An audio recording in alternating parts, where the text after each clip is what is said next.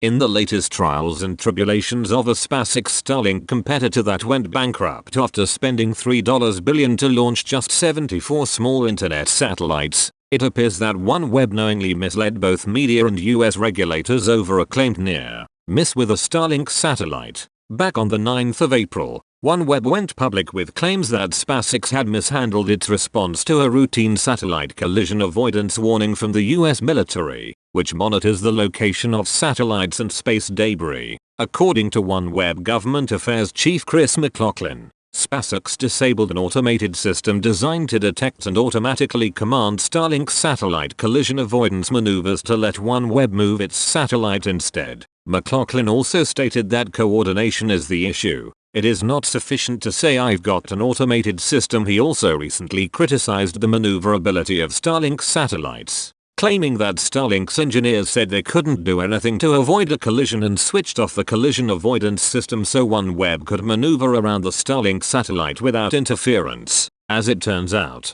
OneWeb's near miss appears to have been a farce, and the company scrambled to promise to retract those statements in the 20th of April meeting with the FCC and SpaceX. In far more egregious comments made on the 20th of April to the Wall Street Journal, a publication with a long history of blindly disseminating anti-SpaceX rhetoric, McLaughlin likened OneWeb satellites to Ford Focus cars and attempted to lambaste Starlink satellites by comparing them to Teslas. They launch them and then they have to upgrade and fix them, or even replace them altogether. Over the past 17 months, SpaceX has launched more than 1,380 operational Starlink v1.0 satellites, some 870 of which are operational. Another 440 are in the process of reaching operational orbits. All told, some 1,365 are still in orbit and around 1,345 of those satellites are working as expected for a total Starlink v1.0 failure rate of roughly 2.5%.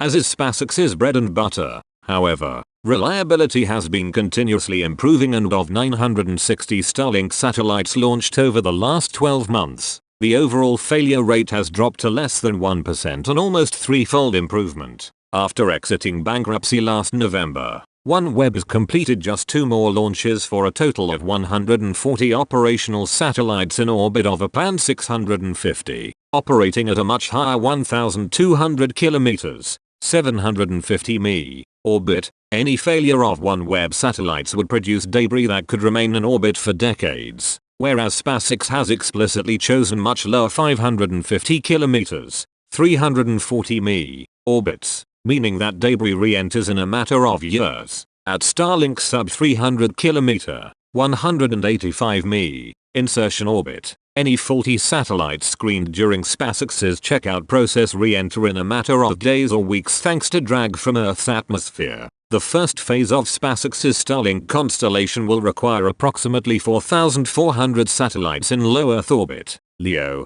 and the company is already almost a third of the way to that milestone. A second phase could see those numbers grow as high as 12,000, followed by a third phase with more than 40,000 satellites much further down the road. Relative to OneWeb, Starlink is dramatically more ambitious, and each SpaceX satellite offers superior bandwidth and latency in a bid to blanket the Earth in affordable, high-quality broadband internet. Of course, as a consequence of needing so many satellites to build out a network with enough bandwidth to serve tens to hundreds of millions of people, there is an obvious risk that unreliable satellites could make LEO a much more challenging place to operate for both SpaceX and the rest of the world. It also demands an entirely new approach to collision avoidance given the impracticality of human operators manually managing a fleet of thousands, or tens of thousands of satellites. Towards that end, SpaceX is developing an autonomous collision avoidance system, though virtually nothing is known about that system outside of the company,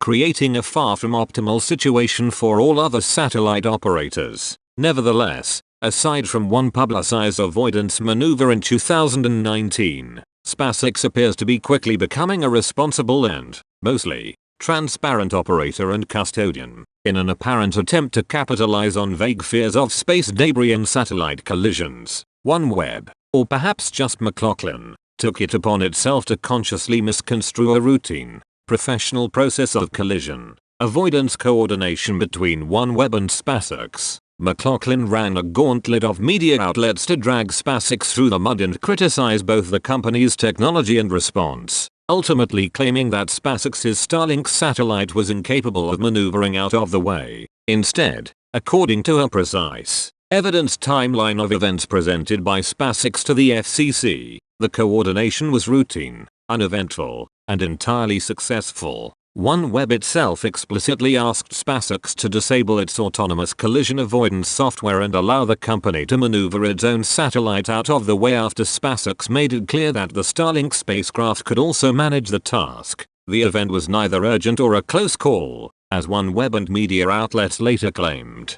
SpaceX says it has been coordinating similar avoidance maneuvers with OneWeb since March 2020. Most damningly, SpaceX says that immediately after OneWeb disseminated misleading quotes about the event to the media, OneWeb met with FCC staff and commissioners to demand that unilateral conditions be placed on SpaceX's operations. Those conditions could have actually made coordination harder, demonstrating more of a concern with limiting OneWeb's competitors than with a genuine concern for space safety. Crucially, despite lobbying to restrict its competitors, OneWeb has argued forcefully that it should be exempt from Commission rules for orbital debris mitigation due to their status as non-US operators. In simple terms, OneWeb is trying to exploit the FCC to suppress its competition while letting it roam free of the exact same regulations. Meanwhile, SpaceX is focused on launching satellites and serving tens of thousands of beta customers as Starlink speeds towards virtually uninterrupted global coverage barely a year and a half after operational launches began, all while coordinating with